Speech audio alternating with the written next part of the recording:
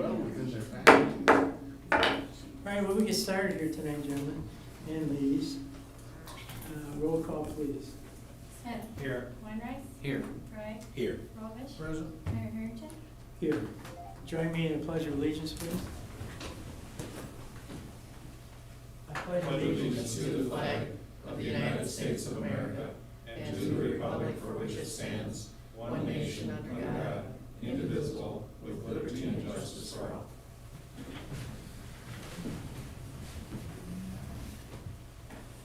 We'll go to agenda approval. Does anybody have anything to do to amend the agenda tonight? If not, I do. We're going to have a correction to 5.1. We're going to change the order to reflect 0. So, Change orders 5.2.1. yeah. So with that, we need a motion to approve. Move to approve the agenda with the correction. Second. Need a second? Second. Second. Mr. Commissioner Robish, okay. Roll call vote, please. Smith. Aye. Weinreich. Aye. Bragg. Aye. Robish. Aye. Mayor Harrington. Aye. Public forum. Public forum comments may be sent to live meeting broadcast on city's YouTube channel. The link is listed on the city website at www.huronsd.com/citygovernment. In order to use the YouTube chat feature, please create an account with your YouTube and Gmail or use your existing accounts. Please state your name and address to the record. Public forum is limited to a maximum of 3 minutes per person. And we have our HR director on the computer today, Nathan. So he will cut in anytime that somebody has a question. We'll try to answer it. Consent agenda. Matters appearing on the consent agenda are expected to be non-controversial and will be acted upon by the commission at one time without discussion. Unless a member of the commission requests an opportunity to address any given item, items removed from the consent agenda will be discussed at the beginning of the formal items. 4.1, minutes of June 28th City Commission. June 28, 2021, I'm sorry. 4.2, fuel quotes for city departments. 4.3, raffles.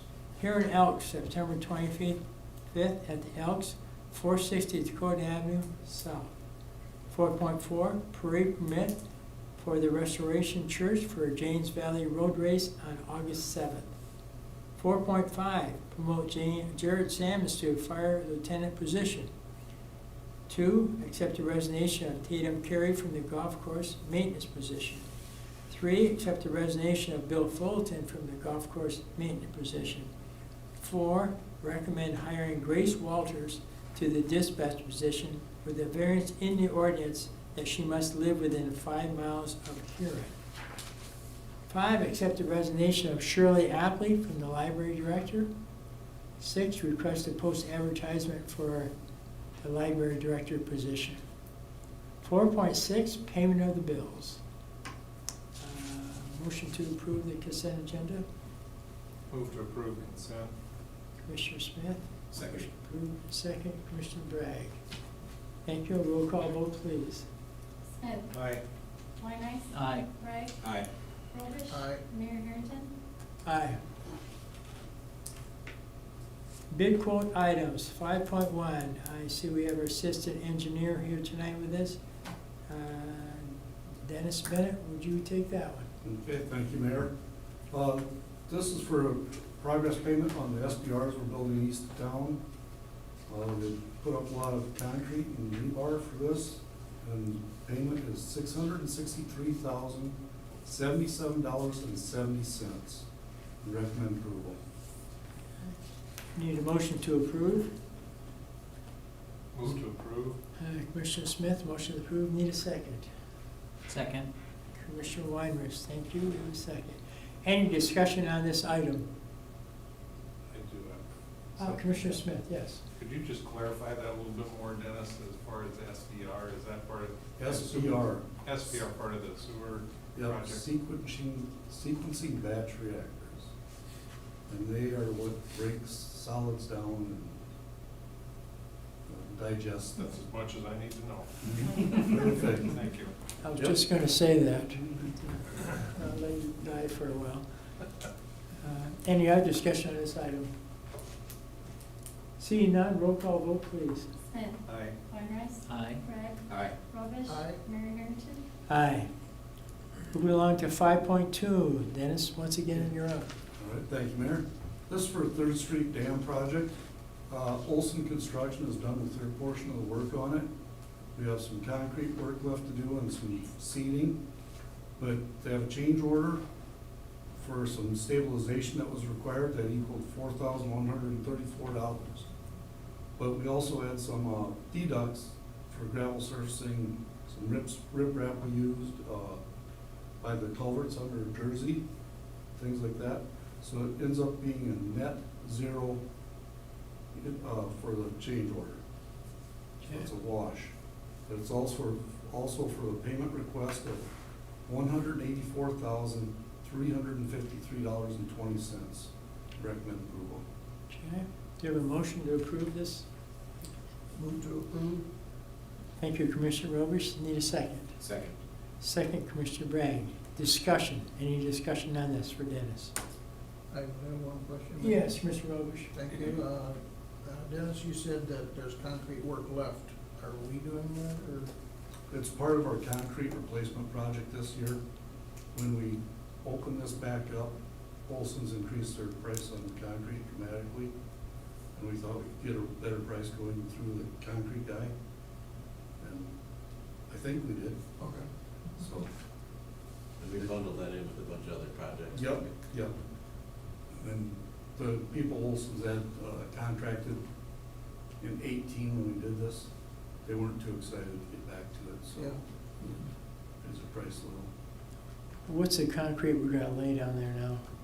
On both the east and west end of the spillway, there will be a concrete access pad there. On the west side, there will be actual steps going down to it. So it'll be safer for people to use. Proficient. Okay. Yep. Okay. Anything else on this item? Seeing none, roll call vote, please. Smith. Aye. Weinreich. Aye. Craig. Aye. Robish. Aye. Mayor Harrington. Aye. Petitions and communications. Pauline, you want to handle this one? Sure. Public hearing to consider transferring 2021 retail on-sale liquor license from Huron PBO Elks, Huron Elks 444, 460 Dakota Avenue South to Fire Pit Pizzeria, More Enterprises LC, 460 Dakota Avenue South. Pauline. Thank you, Mayor. Just a transfer of a regular on-sale liquor license. The inspections have been made, no issues. We received no comment, and we ask for your approval on this. Okay. Need a motion to approve. Move to approve. Thank you, Commissioner Wyman. Second. Second. Second, Commissioner Smith. Any discussion on this item? Seeing none, roll call vote, please. Smith. Aye. Weinreich. Aye. Craig. Aye. Robish. Aye. Mayor Harrington. Aye. Thank you. 6.2, annual update from People's Transit. I see we have People Director Gail Clute here tonight. Come on up, Gail. As instructed earlier, I'll be brief. People's Transit has had a lot of changes in the last year and a half because of COVID, but we're getting close to being back on track again. Initially, when COVID hit back in March, our ridership dropped 90%. Shortly after that, that's when we received a little over $1 million in CARES Act money. And that was used to get our reimbursement back for our expenses. And so part of that was also, we did not have to provide the 20 or 50% match like we normally do. And so with that money that we have remaining, we have about $300,000 left to use, and we get to use that until the end of 2021, until that is gone. And so, we're one of the fortunate transits in the state that hasn't used all of theirs, and so I feel pretty lucky to still have that. Just submitted our budget to the state today, in fact, and we're requesting a budget of $809,000 for our FY 2021, which is actually gonna start October 1 of this year. But again, you know, if we still have CARES Act money, we're gonna be able to get our reimbursement back at 100%. If we would run out by then, our local match that we would be required to put up would be 200,000. And so those are just kind of the figures that I work off now. That could change depending on what the state wants to give us, but that's what we submitted and requested for today. Want to thank the city for allowing us to put our vehicles on your online auction. We had a very, very successful online auction. We actually put 4 vehicles up, a 2002, a 2004, and 2 2008s. And one of the things that we were trying to do, as well as the state, was a goal that they had was to update aging fleets and things like that. And so dumping, honestly, those 4 vehicles was huge for us. And so out of those 4 vehicles, we got over $16,000. 2 of those vehicles brought over $5,000. And so the federal government kind of looks at that and goes, well, why'd you get rid of it? Where's that much money? So anyway, we're kind of dealing with that right now, but it'll be fine. We'll be all right with that. The money that we did get from the sale of those vehicles is earmarked to put towards the 20% match of another vehicle. We already had about $8,000 earmarked for that anyway. So once we get a new vehicle, we will be able to make that 20% local match very easily with the money that we have earmarked for that. We still have one more bus that we want to sell. Couldn't do it at the time because it wasn't running, and so we had to put a little money into it. And so I'm working with a private person just to maybe sell that outright. If that doesn't work out, you know, we'd like to piggyback on with the city again one more time and put that vehicle out there for sale as well. We do have a 2024 Transit narrow bus that's been, we've been wanting to get it on the road, but it took us over a year to get it just because of COVID. But once we got it here, it did not meet the procurement that the state had put out. And so the seller has been working with Auto Body Clinic in town here to make sure that everything is done the way it was supposed to be with the procurement. And so hopefully we took the pieces out today that is gonna help us do that. We still can't put it on the road until DOT comes in and inspects it and says, yeah, go ahead. But the cool thing about that vehicle is Premier Bank Card paid the local match on that. And so they will be wrapping that, and you'll be seeing a really cool Ford Transit running around town. That's kind of a neat vehicle. It's gonna fill a nice niche in our fleet. It's actually a rear entry vehicle. You can put two wheelchairs in it, or you can put 7 passengers in it, or you can put a wheelchair and 3 passengers. It's just it's got a lot of versatility. You know, we will use it in town, we'll use it out of town. And so that's one of the things I was looking at when we were getting a vehicle at that point, was we wanted some versatility. So we also have 2 14-2 cutaways, and what that means is it's either 14 passengers or 12 passengers and 1 wheelchair, or 10 passengers and 2 wheelchairs. Again, going for the versatility, side entry, a lot more comfortable for the people in wheelchairs to ride in them because they are in front of the axles. And so kind of looking at that, plus it's easier for the drivers to get them in and out of the vehicle for the ones that are in wheelchairs. One thing about those vehicles is that the local match is being paid by Huron Community Campus, i.e. City of Huron. So anyway, I know Doug Pizza's face is gonna be plastered on the back of that, so that's what he said. So once that vehicle gets here, it's been on order for a good month and a half, and I know it's still a good month and a half out. And so once that gets here, there'll be, you know, you'll see a Huron Community Campus bus running around town as well. The other vehicle is potentially, I've got other businesses in town that want to advertise on it and would pay that 20% local match. But, you know, I'm also considering us, you know, People's Transit paying that match, and then us being able to resell the advertising on that vehicle too. So we've got 2 more vehicles coming as well. we wrote a grant and received a 3-year grant from the Huron Community Foundation. And they did that just a few years ago. And what that is doing for us is kind of in the future, in 2023, by the time all that money is set aside, we're gonna be able to order and have another brand new bus in 2023. And again, that will be the 20% local batch we would pay by Huron Community Foundation, as well as the Emily and Robert Entwistle Family Trust. So kind of excited about having that one up and running too. Looking into the future, we have to keep doing that. Just to talk about our ridership a little bit, in April of 2020, our ridership dropped 90%. We also furloughed 14 employees at that time, and there were 4 of us that were basically keeping things running. Those were the dark days, obviously. We kept scratching our way up to 82%, and then we'd get up to 64%, and then we'd get up to 40% down.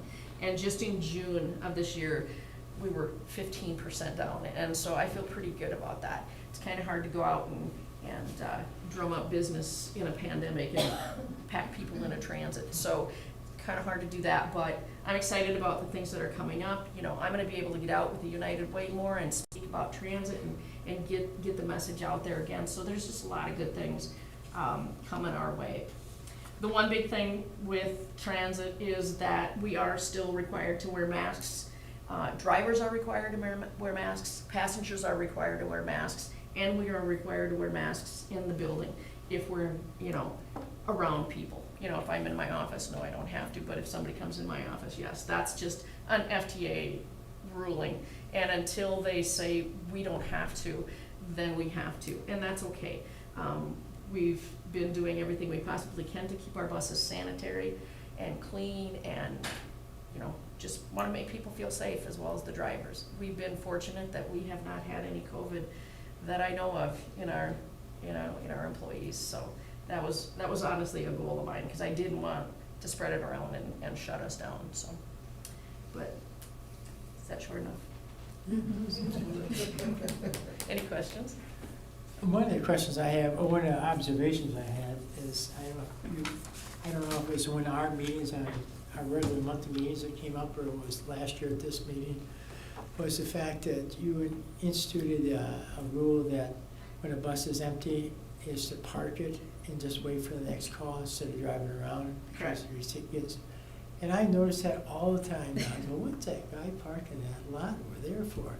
Well, he's sitting there waiting for his next call instead of driving around. People going, here's an empty bus going by. Yeah. Well, he's sitting. Yeah. I think it's a great idea of saving all the mileage, saving all the gas, and, you know. Right, and well, one of the things that we have to watch is our mileage, that there's nobody in there, you know, and so the state compares that mileage with people in their mileage, and, you know, that impacts the money that we get from the state, Yeah. so. Know that. Interesting. Any other questions for Gail? Good job, thank you. Right, thank you guys.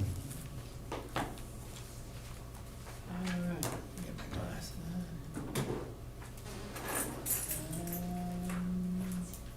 6.3.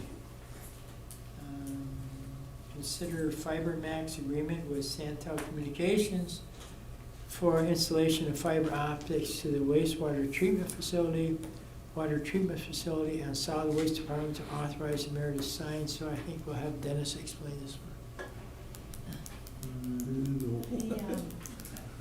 So this is with the Santel, and what they're doing now is burying cable. Oh, okay. So this is just allowing them and saying, yes, we want that buried cable to those 3 facilities. Okay. So we have 3 forms that we'll need you to sign after this approval. Okay. Any questions on this item? They're willing to do that at no charge. Correct. Question. Yes. Did I see in there that we are then obligated to use their services once it's up and running? We are, which we do now because they're outside. Yeah. This is the internet that's available in those areas. Okay, any other questions on this item? Seeing none, roll call vote, please. I'll move to approve. Oh, I'm sorry. Yeah.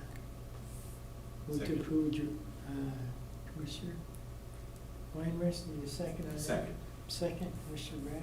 Now we'll move on to a roll call vote. If there's no discussion left, is there any more discussion on this item?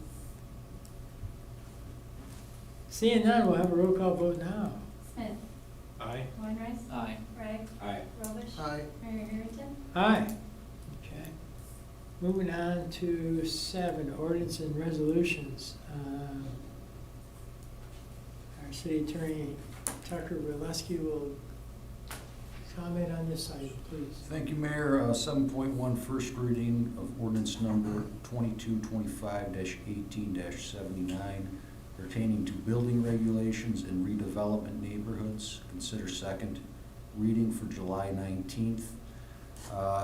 No substantive changes were made to the ordinance. What happened is that there was update to the state law references this past legislative session. Some of the state law numbers changed. These changes to the ordinance just reflect the new state law numbers, but nothing substantive changes with the ordinance.